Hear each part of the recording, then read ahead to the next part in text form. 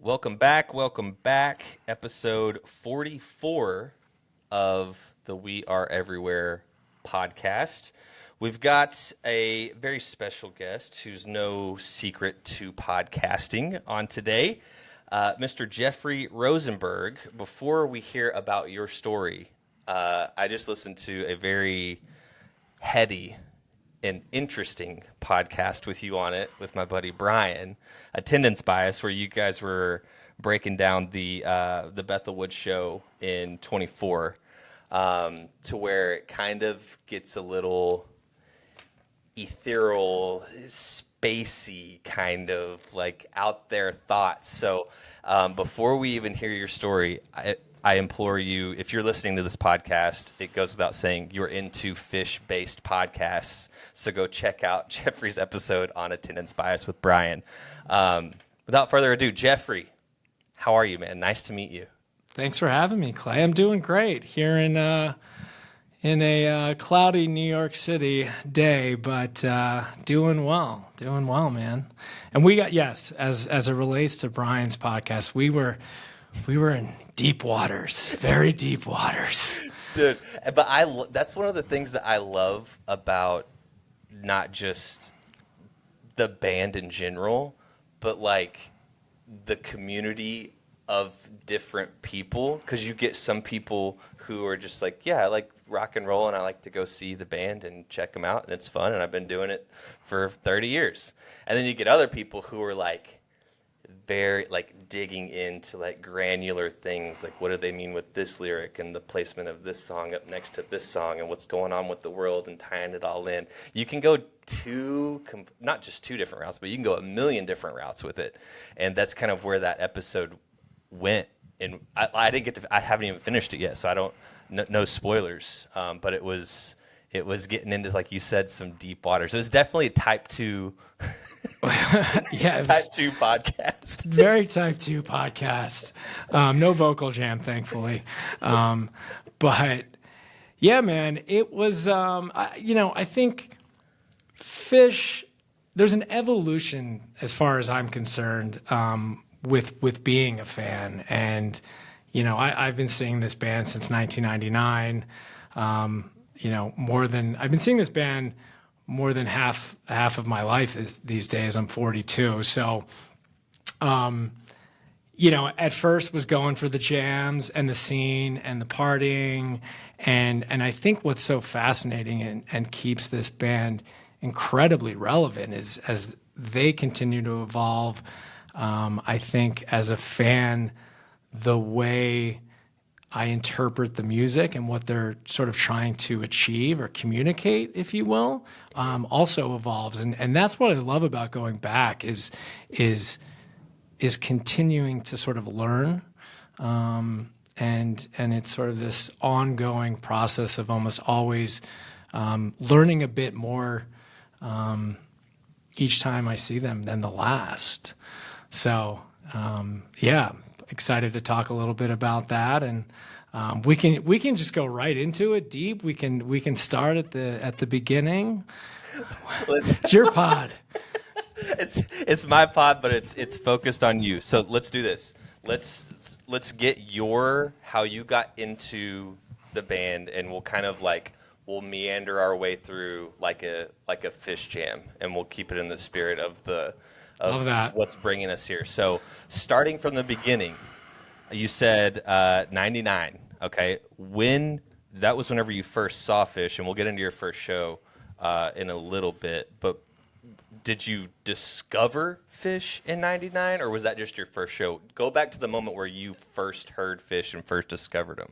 Where was that? I think I was introduced to Phish a few years earlier, early, like 7th, 8th grade, teenage years. Mm-hmm. It didn't entirely stick at first. And frankly, I think it was just a byproduct of technology at the time. I mean, we're talking bootleg cassettes that my buddy had, and he got them from his buddy, in typical fashion.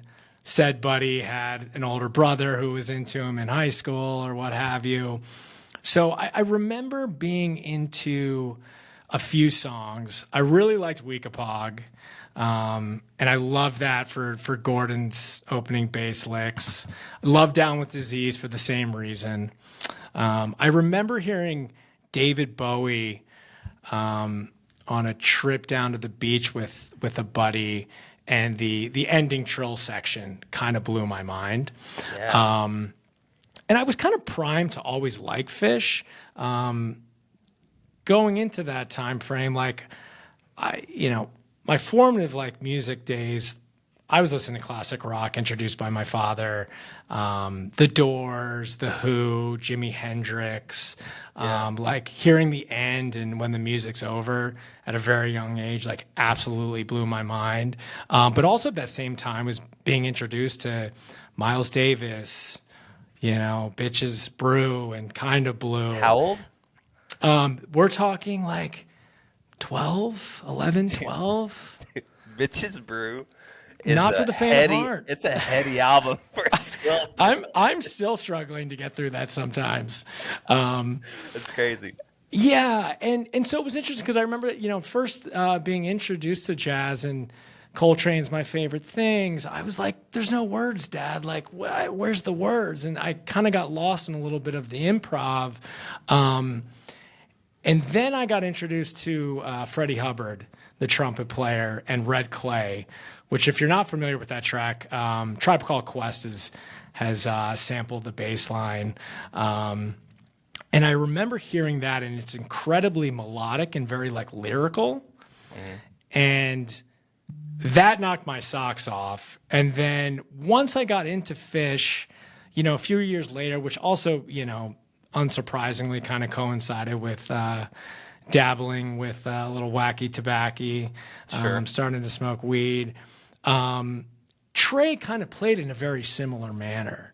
I would say Trey's like the most lyrical guitarist you'll hear out there. And, while he can be extremely dissonant and cacophonic, also extremely melodic. And he sort of took on a journey that was very akin to that Red Clay. And, eventually ended up seeing the band in '99. And, the rest is kind of history from there. Okay. So very, very similar. It seems like a lot of us have that same kind of trajectory, not necessarily like comparing the music, but about the same age, when you kind of start hearing about them, and like whether it sticks right then or not, you've at least got the seed planted. So that was kind of, so if you didn't see your first show until '99, I'm guessing that was all happening in like the 96 to 97, 8 era. Yeah. Okay, something gotcha. like that. And before you went into your first show, was this like a, hey, they're in town, like I'm going to check them out? Or was this like a, hey, like I'm fully like, I've been listening to like these bootleg tapes and like I'm into it and I'm going to see Phish? Yeah. So my babysitter, and you may be wondering at 17 why I had a babysitter. I did have two younger sisters. So I ended up going with my babysitter was, I don't know, a senior in high school or something along those lines. And, at that point, we were smoking weed. She bought me beer before, things of that nature. We were buds at that point. Mm-hmm. And so she took me to the show with a friend of mine. And I didn't really know what I was getting into. And I do distinctly remember getting in the car and wanting to smoke weed and her being like, dude, like, no, let's wait a little bit. And then getting to the show and seeing the scene, it was like, oh, okay, this is whatever you like. This is why we waited. Gotcha. Okay. So you get there, you go in with your with your babysitter. With my babysitter. That's hilarious to say in itself. So she had to have been at least 21, right? If she's Okay, gotcha. So 21, and is it just you, or are you going with your siblings as well? So no, I was just we did not bring my Okay. We dropped my sister off at dance class, and then we jumped down to the Phish show. Gotcha. Okay. So and then. I know the answer to this because I cheated and listened to the episode with Brian. But for those who haven't heard You on Attendance Bias yet, your first show was? Oh, the Camden 99. So what is that, 71099? Camden 99 Monster. Yeah, we got a big boy right off the bat. So, was your mind just like absolutely torn apart, or are you like, did you find the weed? Like, did We you go found in the weed. sober? Okay. We found the weed. And not to digress here, I do like almost cringe at the idea of like those early day shows, just like walking around lots, just like flagrantly asking for drugs. And like, at my age now, like the thought of doing that is just insane. Yeah. But different time, man. Different time. different times for sure. For sure. It is interesting though. I almost, and I don't know if you feel like this, but like within the Phish community, I almost feel like talking about your first show is almost like talking about your fantasy football team, where like everybody's super pumped to tell you who they got, but you're really just kind of waiting to hear the other person, like waiting for the person to finish to tell. You're like, yeah, that's great. You got Jalen Hurts. Cool. Let me tell you who I have. Dude, not in this case. Like it's hard to beat like a first show like Camden 99. Like I'm a 3.0 guy, so like little baby. Yeah, dude. So like for example, like during that show, like during your first show, like I was 9 years old, so I didn't really have the chance to see any early Phish like that. But no, you got me beat there with the first show.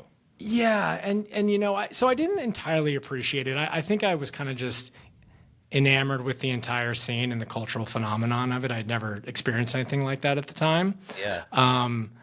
The show is absolutely incredible. The Chalk Dust Torture, I think Trey's said, even as recently as the New Yorker articles referenced that particular jam. I think what's funny and interesting that no one really talks about is the Birds of a Feather in the second set.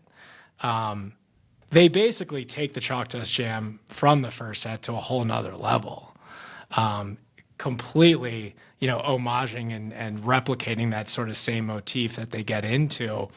And, I always think they must have gone backstage at set break and they were like, we finally nailed that motif. Let's fucking run it back. Early days of COVID, I got we all got into some vices, perhaps, or at least I did. And my vices were chess, poker, and 99 Summer Tour Phish, in which I listened to every single show from that tour.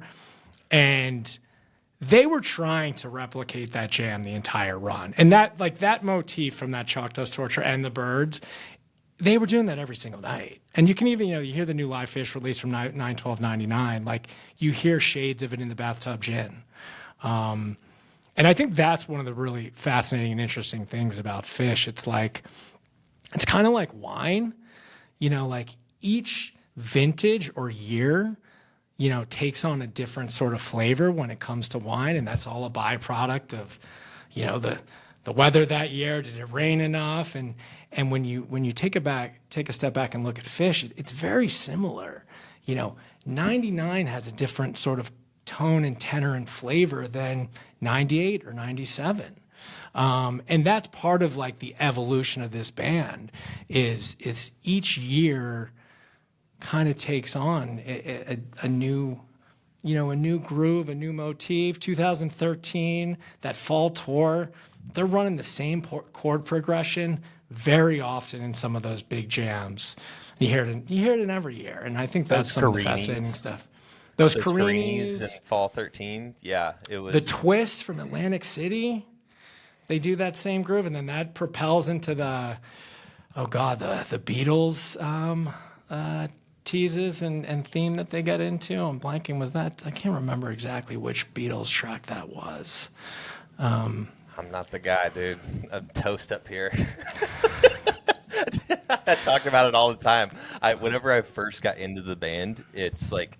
It's good for nerds. Phish is good for nerds, especially if you like stats and like do it like nerding out. There's a whole world, and I dove in like head first. Like you could ask me like anything, and I would just be boom, boom, boom, boom. This date, this date, this date, this date. Oh, compare that to this date. I was all over it. But then as time went on, it was just like, man, I still love the music just as much as I ever did, but like I don't have any more room up here. Yeah. Like I just, I'm holding on to so many like dates, and just, for if anything, one, I love it, but then two, to like, I always felt like I had to like be like on my P's and Q's. Like I'm sitting here like rocking Phish gear and like saying like I'm the biggest Phish fan ever. Like I got to be ready. Somebody asked me about a show, like I got to be like, no, it was this or this or that. And then finally I gave it up and I was like, yeah, I like the band and I know a lot of jams that I love, but I can't tell you what they are anymore. We'll just have to find them.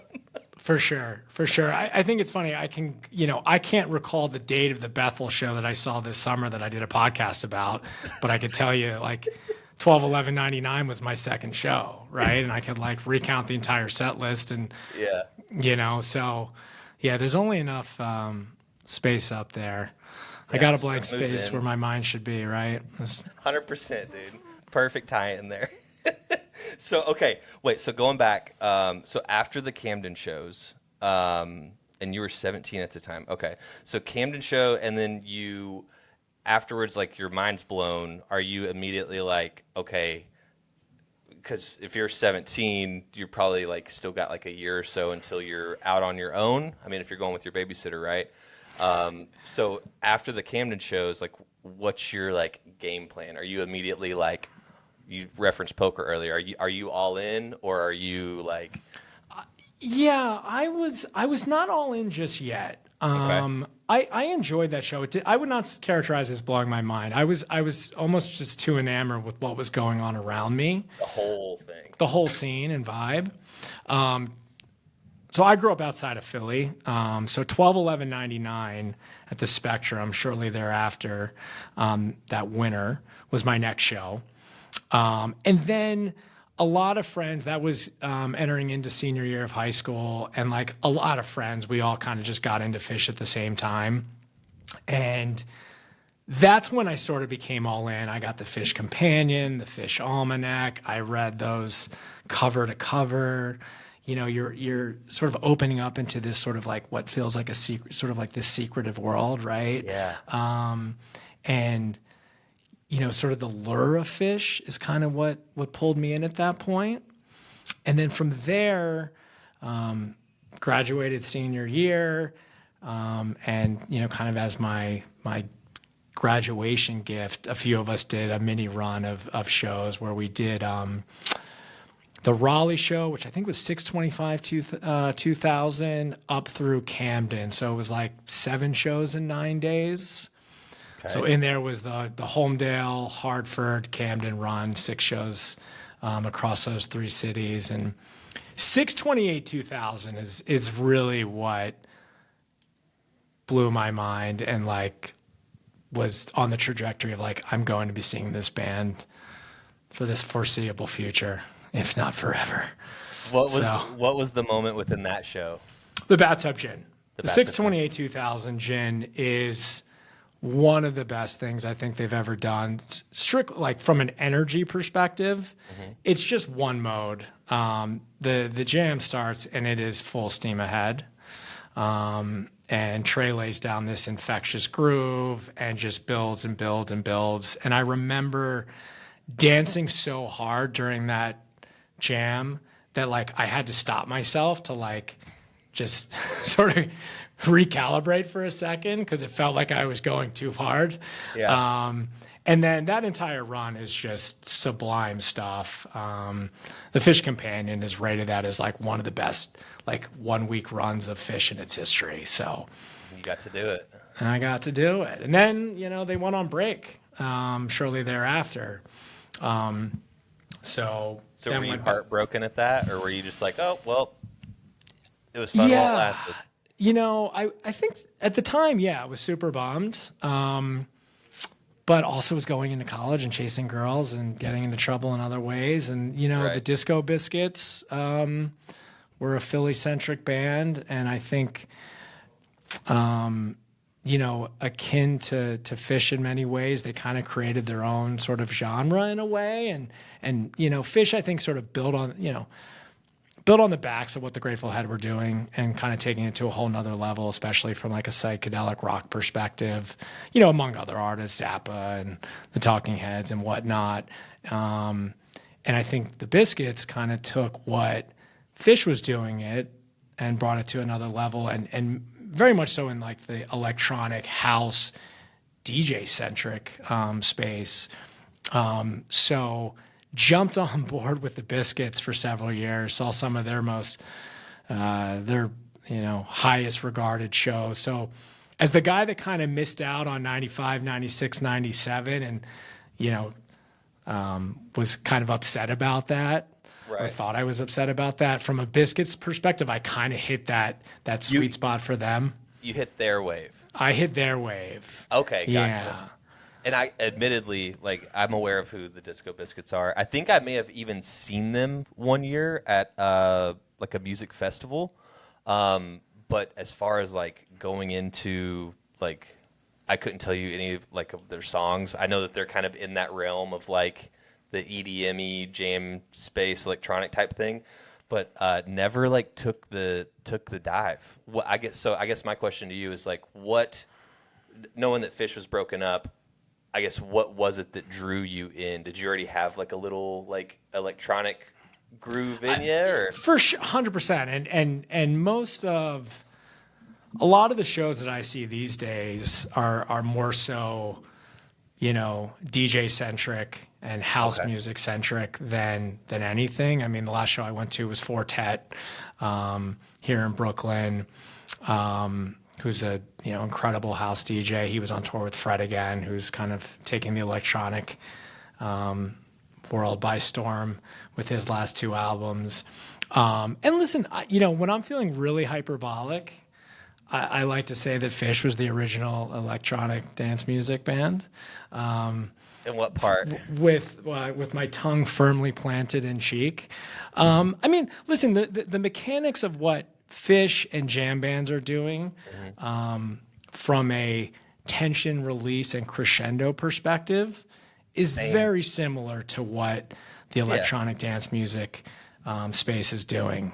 And, the Disco Biscuits kind of infused both of those things.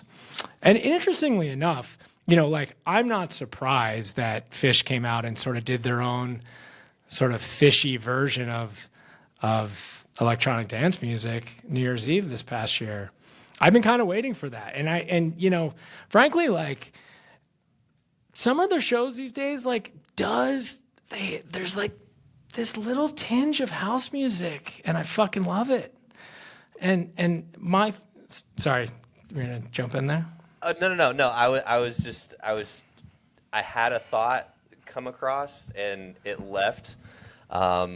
So yeah, no, keep going. So there's a little tinge of house. Yeah, I think there's like, I was listening to the Timber Ho from the Hollywood Bowl the other day, and you listen to that Yem, and like, and it's funny, like I know we in prep we sort of talked about like what songs you're chasing or and whatnot, and one of the things like the thing that I'm really into is taking people that have never seen this band before. Oh, really? That is my kink. Whoa. That is, dude. That's the funny kink. that you said that's my kink, dude. That's crazy because I'm so on the other side of that because I feel like I have like a responsibility to like mansplain like what's happening the entire time of like, oh, this is cool because they're going into it here, and oh, this is a bust out, and I'm just like, okay, I'm just chomping the whole time and not letting them enjoy Don't it. chomp. So what's explain your side of it to me so I can maybe like join that. And there's a funny sidebar to what you were just saying that I'll talk about here too, because so my girlfriend, for example, we've been together for 2 years. She's Aussie, so had never heard about Phish, completely unaware. And Aussie. I thought Australian. Yeah. You said that, and I was like, immediately I went to Ozzy Osbourne, and I was like, okay, so she's a metalhead. She's an Aussie head. Okay, go on. She's 60 years old. She loves Ozzy. Okay, Okay, so she's Aussie. Got it. Yeah. So we met in New York when I was on a business trip from LA and started dating, doing the bi-coastal thing. And like pretty early on, like when I'm dating someone, it's like kind of get an understanding of like my ethos. There's kind of two things. You got to go see Phish, and you actually got to go see the 1975 with me. And like that's a pretty good way to encapsulate like me in some ways. Phish and the 1975. Okay. Best band in the world not named Phish is the 1975. Interesting. Another band, admittedly, that I am aware of. Oh, they're so good. But don't really know anything about. Yes, they sound nothing like Phish. They are a pop rock band. But rock, interestingly enough, they are, I think, in modern music today, the closest thing to Phish in so many different parallels. It's kind of wild, notwithstanding they sound nothing alike. And we can dive into that, or I'm happy to talk about that, because if I was on a 1975 podcast, I would be talking about Phish. Sure. So, yes. So first off, we saw Phish first, and then we saw the 1975. Okay. And I think the thing is, and she said one of the best things she said, like right as the show was starting, and she has like musical training and singing and things of that nature, and an actor. So she looked at me and she goes, just let me know when it's composed, and let me know when it's improv. Great. And that was like, great question, dude. Amazing. Done. She was a little scared. We were in a friend's suite, and didn't really tell her much. Didn't tee her up with any music to listen to beforehand or anything. And we get there, and she's like, "How long is this, by the way?" And I'm like, "So it's gonna be like 75 to 90-minute first set, 30-minute break, another 90 minutes, 30-minute encore. We'll be out of here in 4.5 hours." We'll be here She was like, "I'm gonna go get a drink. I'll be back." But she saw a great show. It was that summer residency where Phish played MSG like 7 nights, and one of the things she said, and she's a big electronic dance music, she was like, they sound like DJs. And interesting. Yeah, I mean, and I think when you look at like what they're like, especially now, like, I mean, Trey's obviously been using a lot of different pedals and creating different effects all the time. But I think you've also seen Page step up in that manner, and then you got Fishman using some of these vocal effects. His little sound pad. Yeah, and so, for me, like, I just let them enjoy it, and if I'll chime if needed. And there was a juxtaposition, so I had tickets in a suite for the next night, and she decided she wasn't going to go, and then she was like, "Okay, I'll go." And we get to this box, and it's actually like all women, which, isn't something you see very often at a Phish show. It's a little too many white dudes. I was about to say, we've scared them all off. We've scared them all off. But it was funny because it was her second show. Obviously, we get into the box, and she tells everybody, she's telling some of the girls, and they all sort of like decided it was incumbent upon themselves to do the thing that sounds like you tend to do, to like over explain. Mm-hmm. And like halfway through the first set, she's like, I can't. And like this one girl's trying to explain like the intricacies of Cast Vod Vox, like in between songs. And I'm just like, you can't do this. Yeah. Just it ruins it. Surrender to the flow. Yeah. So the key is to just let them go on their own journey. You have to. And that's what's so hard about it. It's like if I'm taking someone new, it's like I'm constantly somebody's show's getting ruined. Either their show's getting ruined because I'm telling them all of the intricacies like you were talking about, Or your my neighbor. show, or my Or your show's, neighbors. Like, or my show's getting ruined because I'm just sitting there like chewing my fingernails the whole time. I'm like, okay, I got to remember to tell them about this, and I'm not even paying attention. So yeah, it's tough taking people to their first show. It really is. I took a buddy to Hollywood Bowl, his first show, and surprisingly, he thought he found it reminiscent of Rufus Du Sol. And Aussie band, they're like one of the biggest electronic bands in the world right now. They're doing like a stadium tour in the US. They just dropped a new album. And yeah, he told me that, and I wanted to give him a big kiss on the mouth. I thought that was one of the best things I'd ever heard. So okay, I've never really heard, other than right now, so many tie-ins with Phish to, I want to say the right thing, like the electronic space or like the house space, right? Yeah. From like what you're saying, and from what you're saying, a lot of the people that you have met or have introduced them to are having that same take on it. So I'm kind of curious to know, like, because whenever I think of like that type of music, obviously one of the first things I think of is drums, right? Like that's like a big part of it. So is it like just literally what I'm thinking of, like, okay, Fishman sounds like a electronic drummer outside of like the different like pedals and things we just talked about? Sure. Or is it like putting it all together or what? It's a good question. I mean, listen, John Fishman sounds like he's got 8 arms, right? Like it's unreal. And I think even to like the biggest Phish hater, and like my college roommate was a jazz major, jazz drummer, and like so many of the jazz heads love to hate on Phish. None of them had a bad word to say about John Fishman. Really? I think technically most folks, I mean, Trey said it before. He's like, Fishman's the best in the band. So I think there is an aspect of what Fishman is doing from a rhythmic perspective that sort of creates this perception that there's more than one drum almost going. Mm-hmm. I think the one thing that Phish kind of lacks that you hear within the EDM world is like the 4 to the floor beat. Okay. Phish doesn't really do that a ton.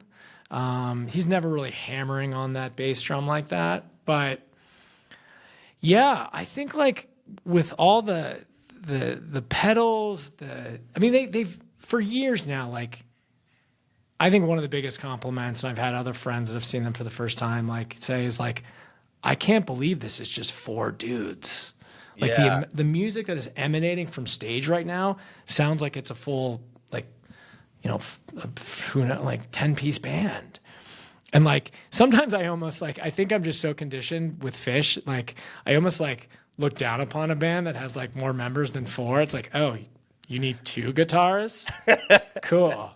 Right. My guy's we got 1 over here. Right. Yeah. I'm curious to know, like, now I want to know, in your opinion, what would be like the most like EDM-ish song that Phish has? Like, what would you say? Wow. That's a tough one. I think it usually it's going to derive from type 2 improv in most cases. Okay. Right? Okay, so it's not necessarily like the song. No. Okay. It is not the song. Understood. Yeah. Okay. Yeah. I mean, I think like, I always want it that way. Okay. I can see that. Has some shades of that. I mean, I think to me, like that song, going back to like, and I know you asked guests like what song you'd like to hear Phish cover. Mm-hmm. The one sort of genre that I think Phish is somewhat missing is sort of that like 80s pop rock synth sort of sound. Okay. And I think I always want it that way, kind of checks that box for them. So in a way, I think that song almost sounds more like that 80s synth thing going, if anything. But and they do like that because they're obviously, they cover the Talking Heads, and that's like right in that lane too, right? Yeah, for sure. Ish. Ish. Yeah, I mean, I think the Talking Heads. Sure, I think the Talking Heads would fall into that, but like they don't sound like The Cure, right? Yeah. And they're not Yeah. covering anything or Depeche Mode. There's nothing like along those lines that Phish does, which is kind of interesting because the band started in the '80s, right? Yeah. But Phish in so many ways is just like an amalgamation of like the best classic rock bands of all time, and they kind of just leveled up from there and did it better than. I mean, I always say Sigma Oasis is the best song that Boston and Cream never wrote. And how funny they did the Boston Cream Pie Night. Well, why do you think so? Why do you think Sigma Oasis is a song to begin with? That song was written after they did Boston Cream, right? So I think that Baker's dozen experience and doing that Boston Cream, what do they do? They do like 5-6 songs in 10 minutes or whatever. I mean, that exercise, much like when they covered Talking Heads in Halloween '96, informed the future of that band. And Sigma Oasis is a perfect example of how that experience at Baker's Dozen, I would contend, is, much of, that's why that song Exists. it manifested itself. Yeah. It's such a good song too. That album, I mean, and this is a whole other conversation, but as far as like 3.0 or new Phish albums, if you're asking me, hands down, Sigma Oasis, best one of Yeah. anything that's come out since '09. Yeah, Sigma Oasis is great. I mean, that Leaves is fantastic. Everything's Right is on that album, if I'm not mistaken. And it's so funny because like with how Phish puts out albums now, you're like, I always am like that guy that's like, what album is or what album is this song on? Kind of like what we're doing right now, especially right after I'm like, oh, hands down, best album they've put out. I don't know what's on it, but I'm pretty sure there's like some good songs on it. I remember when I listened to it when it came out, I was like, this is the best album. And I didn't say that about Joy or Fuego or what else is Big Boat.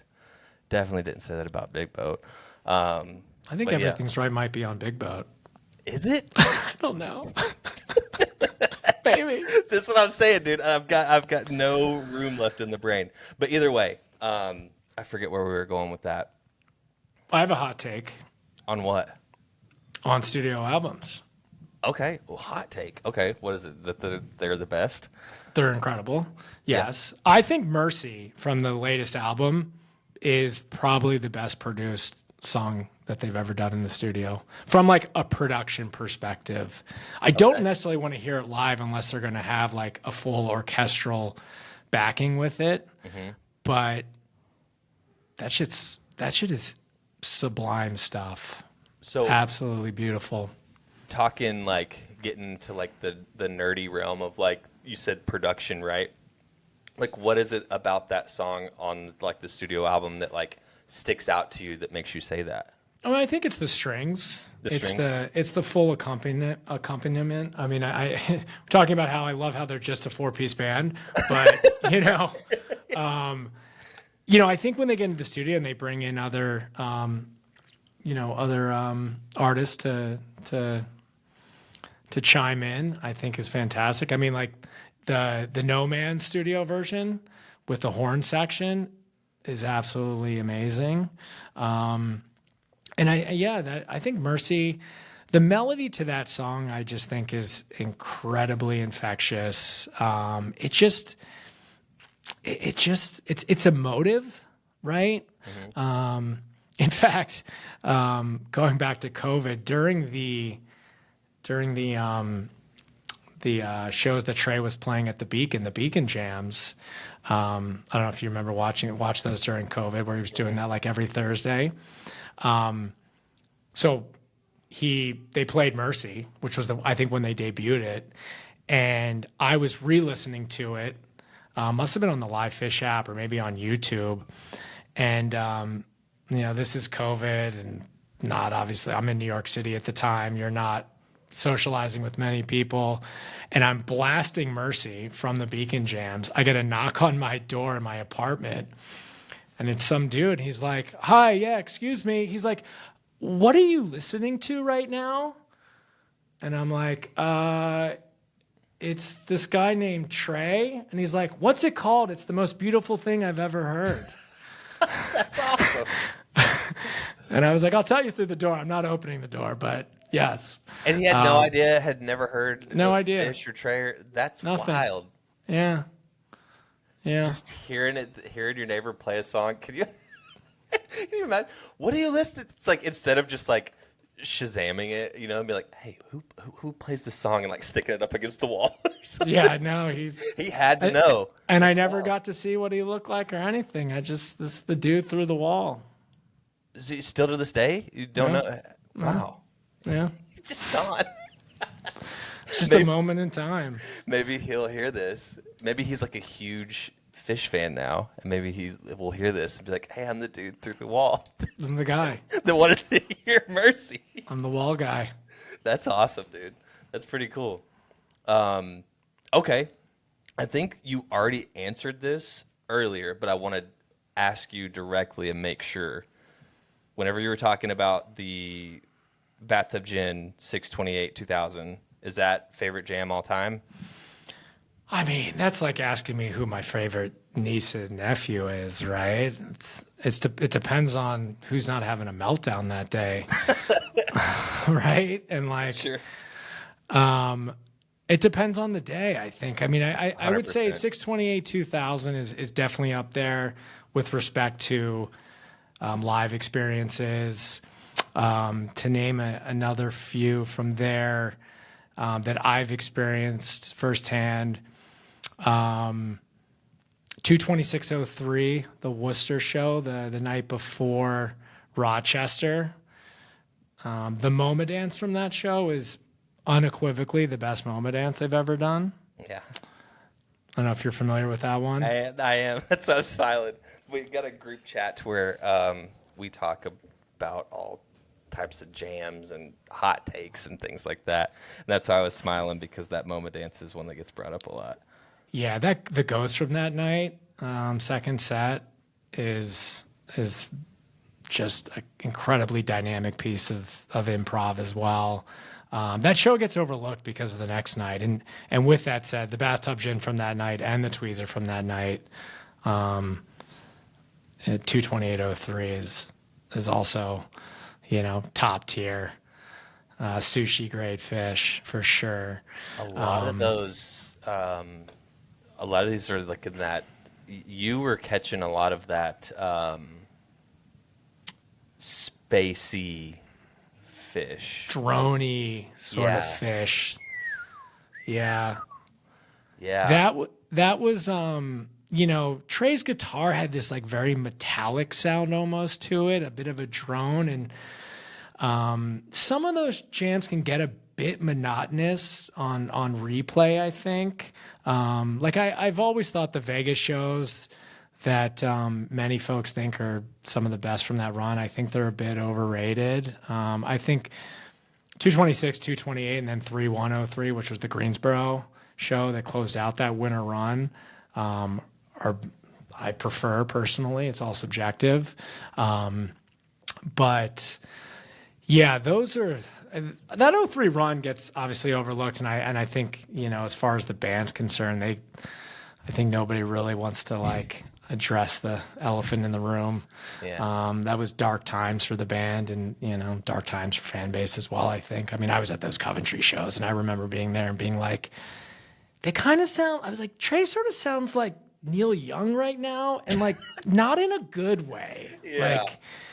And I remember and that was still, I was very much partying at Phish shows, like kind of like being into it, and then like sort of as like the energy and the adrenaline wore off, you were like, this don't sound so good. I don't like this. Did you notice? And I guess you're like the perfect person to ask this, like with where you started your journey, right? With going to see Phish live, Did you ever, and I know you said you were like partying and everything as well, but like, did you notice outside of Coventry, like the scene like getting a little bit darker and darker as time went on? Or is it still just like with you and your crew, like you're not doing that? So you're just like, hey, yeah, no, we're going to see Phish, we're having a good time, and things are getting a little spacey. Or could you kind listen, of see it happening? I think the scene's a little dark now. Really? Yeah. I think it's a really interesting dynamic and sort of, arguably duality of like where someone like Trey is in his life versus a lot of fans. And I think it was dark in 03 and 04. And I think it can be pretty dark now. And I think it is kind of fascinating. And that's a lot of what my experience was like at Bethel was, the show itself felt kind of therapeutic for Trey. And this kind of gets into like the ethos of what I think like the Phish experience is. And that's, Phish kind of plays in this contextual relevance space, which is, all about setting and scene. So setting and scene sort of dictate the sort of narrative and arc of a show in many respects. Yep. So in the case of the Bethel show, we're in upstate New York where Woodstock was held, not terribly far from where Trey was arrested, which changed the whole entire trajectory and course of his life to getting sober. Specifically that night, you also had a massive storm that the show was almost maybe canceled. Like I almost didn't drive up to the show. And that entire show, like there's tons of Woodstock references. The band came out and played, a second set in the first set. And, my friend references The Clever Ruse and Cavern. It's Later Than You Think, where Trey is audibly laughing. There's all these sort of like winks and nods and homages going on. And I think once you just take that for granted and presume that as part of the experience, it kind of opens up a whole new way to kind of view the show through that lens. And when you look at that night again, and listen, I can tell you, and it's nuanced and different at every show. Like you look at the Hollywood Bowl shows, I can give you my theory on those. But night one at Bethel, there's a lot of references to drugs. Shine a Light is about a junkie that, is ostensibly dying, the Rolling Stones cover. And I found the show, I felt like Trey was kind of communicating to the crowd and, through his own experience.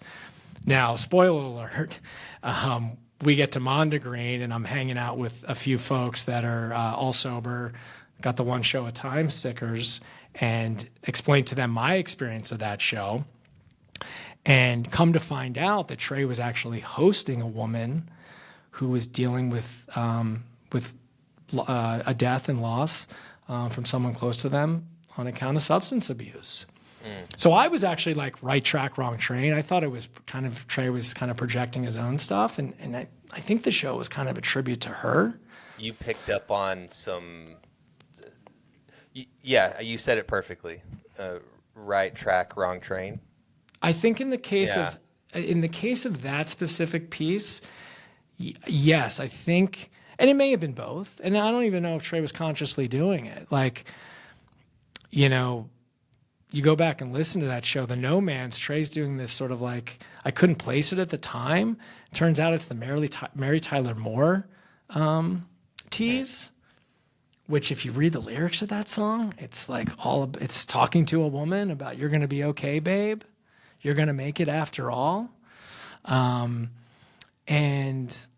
yeah, there's things like that going on. I think what's funny to me is the Baker's Dozen and the Fuck Your Face show in Denver, like where it's like very overt symbolism going on. Baker's Dozen, we give out donuts each night. That particular donut kind of takes on the motif of the evening. Like that's the low-hanging fruit and obvious thing that's going on. And in a way, it's kind of like, it's an inside joke. It's inside baseball. And like you tell people about it, they're like, cool. They gave out, it's Powder Night and you played a Neil Young song, Powderfinger, like whatever, right? Like that's kind of like, guess you had to be there kind of vibe. Right. And in a way, I think like that almost hurts the band it's from like an outsider standpoint. But it's interesting.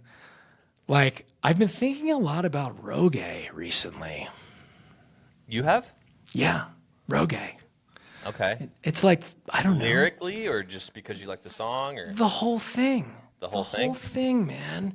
So, 9/12/99 show just dropped. I hadn't listened to Rogue in some time.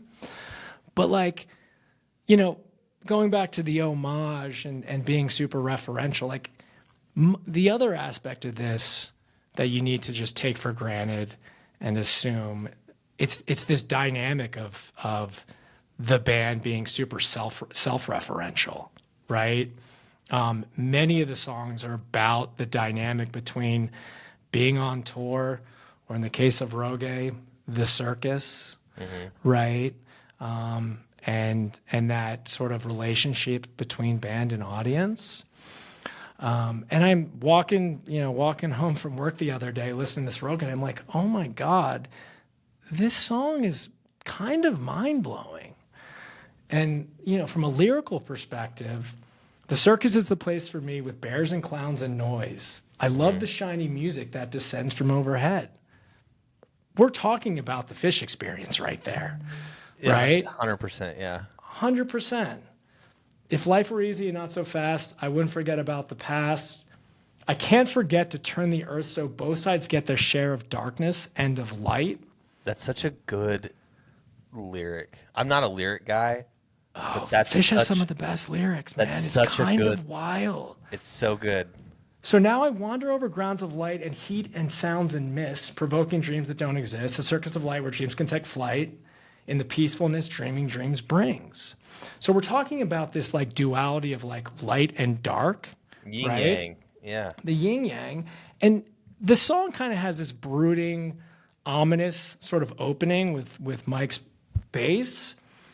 And then you come to this outro that, is this incredibly mellifluous melody that Trey is just playing over and over again, especially in those like late 90s versions of the song where he's just kind of repeating that riff over and over. And really, from a sonic perspective, musically, it's mirroring exactly what they were just talking about, right? We go from darkness and light from a lyrical perspective to darkness and light from a musical standpoint. Yeah. And also this aspect of like, it's super meta because it's talking about basically, Phish is playing a song about talking about being at the circus and being on tour to an audience, and they're talking about the music that they're playing, and then they emulate it itself. It's like, it's incredibly heady. Yeah. And like, notwithstanding, this is like their 104th best song. Like, yeah, dude. And I do love the contrast and like the little, like, even like with the song AC/DC Bag, it's like, hey, do you know how to play a musical instrument? Do you know how to play AC/DC Bag? It's ACDC. Like, that's how you play it. Those are the chords, right? Sure. Which is another little like goofy, fun thing. But even contrast with what you were talking about, like dark and light, you get that in Hood as well, right? With like the "Thank You, Mr. Minor" section, and then it's all pretty in between, and then 100%.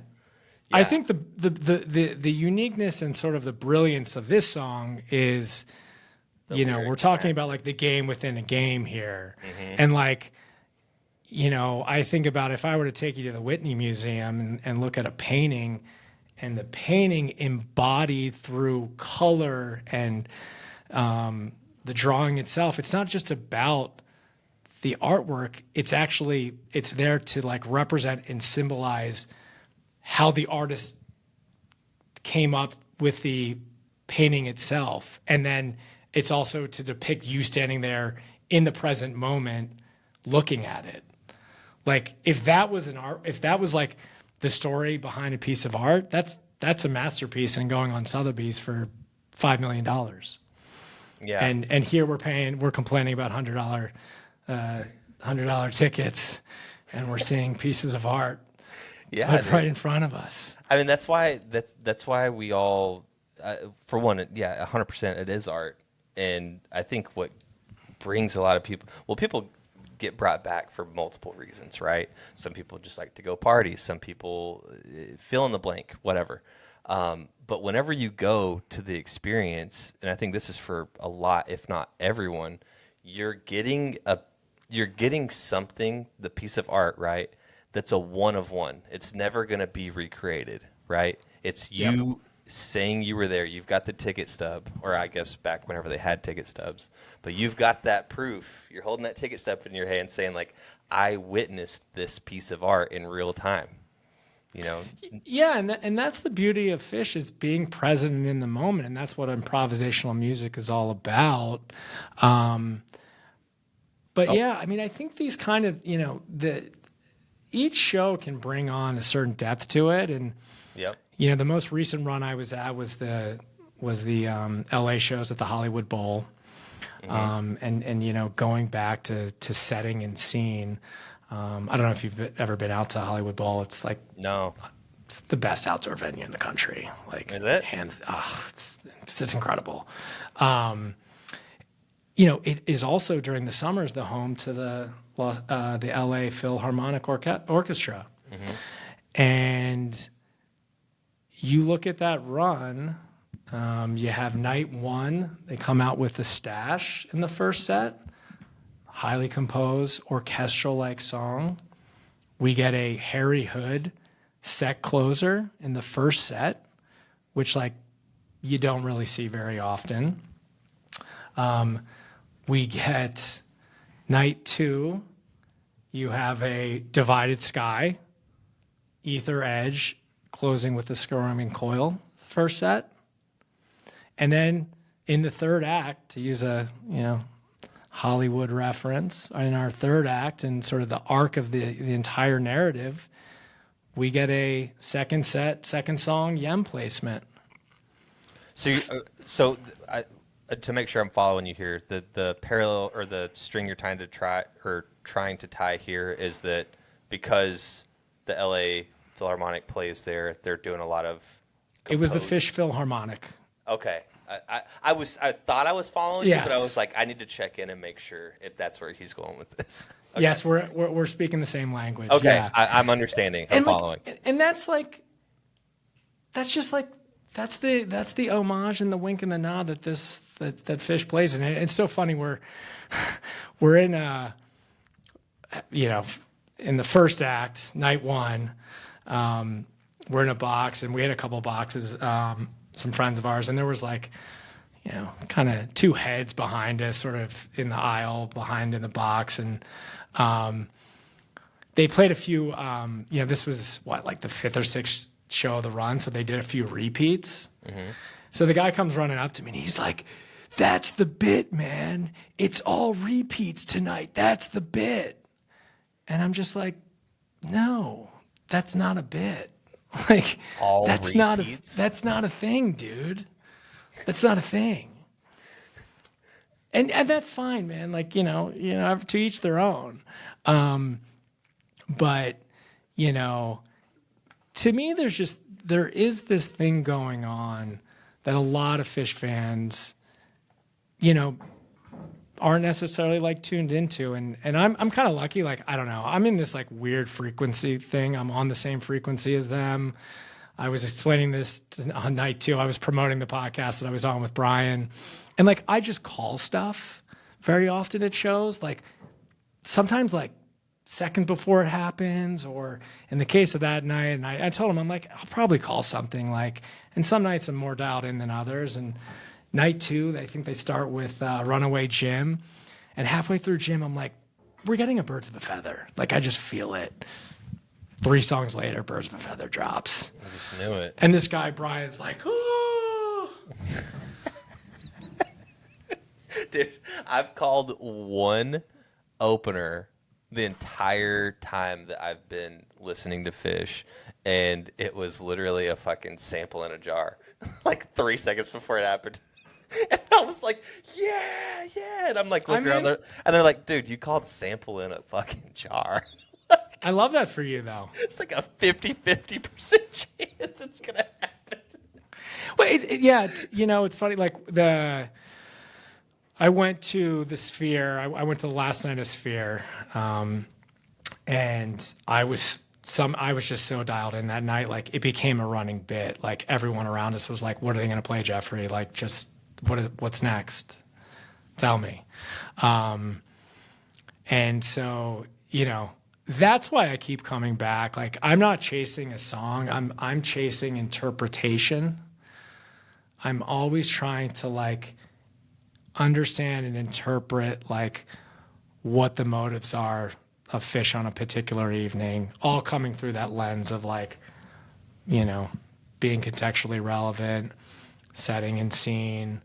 I use the example of Phish Mexico, the first time they were back since Trump was in office. And my prediction was that I didn't know offhand like what song it would be. Like I couldn't point to a song. And I was like, there's going to be a song that's going to reference like what's going on in this country with respect to the wall and Mexico. And they come out and play Rise Come Together. And that song, the lyrics are directly reference, we're going to break through the wall one day. We're not just lines in a map. We got to rise, come together. And like, that was a wink and a nod to what's going on in the country, without question in my mind. And John Fishman just posted on Instagram the other day a meme of Trump as a clown. What does he say? Super balmy warfare. And that right there, I think, encapsulates what's going on Phish shows very often.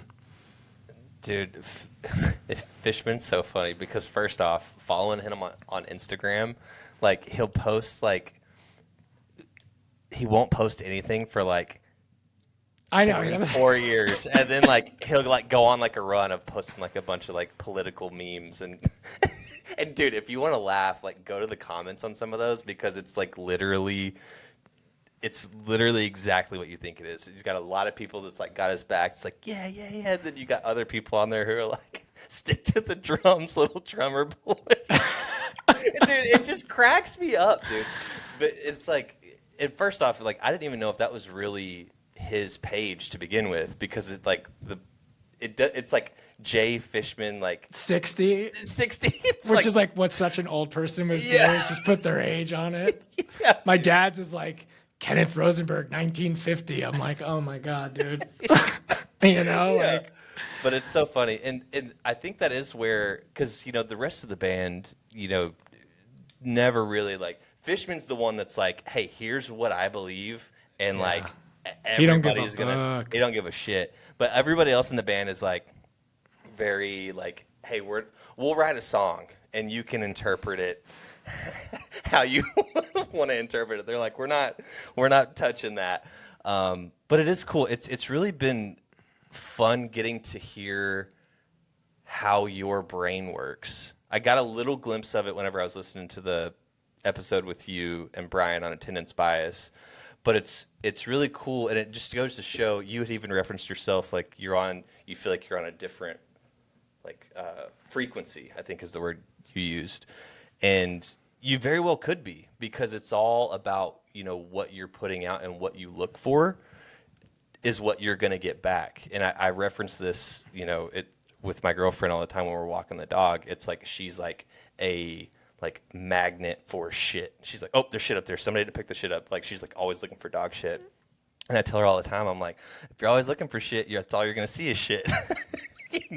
But and I say that to say like, I feel like with you, with how you've kind of explained yourself and how you view this whole thing that is Phish, right? You're going for a little bit more than just the tunes, right? You're tapping into something that. You're trying to tap into where their brains are tapped in to like be like, I hear the full message and not just, oh my God, I got a 36-minute disease. Right. Yeah, and listen, I mean, I'm going to hear the 36-minute disease as well. Like I go there, to hear transcendent music. Yeah. And I find a lot of meaning in music, generally speaking. It's sort of like the language I speak. And I don't know if you follow Mark Maron. He was talking about the other day about he woke up sort of singing a tune in his head and it like couldn't get it out of his head. And then he went to the gym and he heard it. And that resonated with me a lot because very often throughout the course of my life, there will be, something I'm reflecting upon, and then a song will come out of to nowhere that, say I'm in an Uber, for example, that will sort of poignantly, from my perspective, communicate almost to me some meaning behind it. And sort of away from a spiritual perspective, music is kind of a driving force for me. I'm very thankful for that. I think it's a great way to go through life. I think there was a moment during Hollywood Bowl Night 3 where, and it was just so interesting because I think I'm pulling up the set list here. It was Hey Stranger, and I think this just talking about the evolution of the band. Like, we go from Lizards, which sounds like it could be on Sesame Street, right? And also, by the way, going back to the Phish Philharmonic, I mean, the outro to that is extremely orchestral. Dude, it's funny you're bringing that up because I just this last weekend was listening to that song and was like, dude, I gotta learn how to play because I've got guitars hanging up over here that I don't play quite enough as I should, or quite as much as I should. And I was like, dude, I'm just gonna learn this outro, and I learned 5 hours later. I learned like the first 5 minutes, over like 2 minutes of it, maybe. It's so hard for a novice like me, but like it's so beautiful, dude. It's so beautiful. Go ahead. Yeah, so you have that incredible outro, and then like, Hey Stranger is a prime example, and it was kind of funny, finding meaning. We had some folks we were in a box, and Hollywood Bowl has all these sort of like 4-person boxes sort of set up, especially close to the stage. And, Hey Stranger, come crash for a minute, is such a, is super referential to being a fan and the Phish experience. And right as that song is dropping, a bunch of our friends came over and wanted to crash the box for a minute. And, cool. That it was just it was just very poignant at the time. And just even that small meaning that I sort of ascertained from the song and the situation, the hair on the back of my neck, I got a little emotional. Yeah. It's just fascinating because they continue to just reinvent themselves. And I think that's what's super special. They don't rest on their laurels. They are not a nostalgia band. I would rather hear them play new stuff that they're super pumped about than hear, old stuff at this point. Because, I think, they create, and what they're doing all the time is they're using new songs to recreate, what an old song used to do. Pillow Jets to me is a contemporary Split Open and Melt. And, you find there's, a myriad of examples of that. I mean, I think Kill Devil Falls in many cases, I think that jam, I might get some haters on this, but I think Kill Devil Falls sometimes in a way is the outro is a little bit more of an upbeat David Bowie. And in a way, I'd rather hear Kill Devil Falls. Not I'm saying that's not the newest song, but they don't play Bowie enough to really execute it properly, right? Yeah, that's definitely one of the ones that's more of a high speed technical, which I feel like, and no shade on this. I mean, it just happens with age. Like, it's going to be harder to execute, if you're not staying up with your chops on it, like they were back when their repertoire wasn't as large, right? Yeah. And you're getting Bowies more frequently. But yeah, dude, like hearing a Bowie now is, I mean, it's cool, but it's kind of just like run of the mill, if you will. Yeah. You're not getting any Lassie, weird, dark, deep shit Oh God. out of them now, dude. But yeah, I see exactly what you're saying. Like, yeah, I'm glad that they keep evolving, and I'm glad that they're not a nostalgia act, because they could just be doing a money grab, and just coming out every night playing greatest hits, and people are still going to go. People are still going to pay it, but they still put their heart and soul and everything into it. And yeah, I mean, grateful what's for the it. name? What's the name of the new album? Sigma Oasis.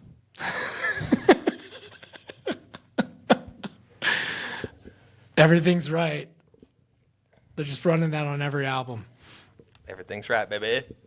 Dude, Jeffrey, we're at time. We're overtime, and I want to thank you so much for taking the time and coming on.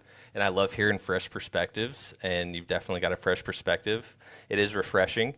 Once again, everybody listening, if you have not listened to, we kind of touched on some aspects of your episode with Brian on attendance bias. But if you want to go completely down the brain of Jeffrey to hear all of how he's experiencing at least that show, and the tie-ins that he's pulling, it's very interesting. And if you're one of those people that is on that same plane, you'll love it. And if you're one of those people that's not on that same plane, check it out just to hear a different perspective, because it is refreshing. It's very cool. Once again, thank you so much, man, and I can't wait to catch you at a real show. Yes. I'm gonna stop the recording, but hang out for just a second, okay? Yeah, man. Thanks, Clay.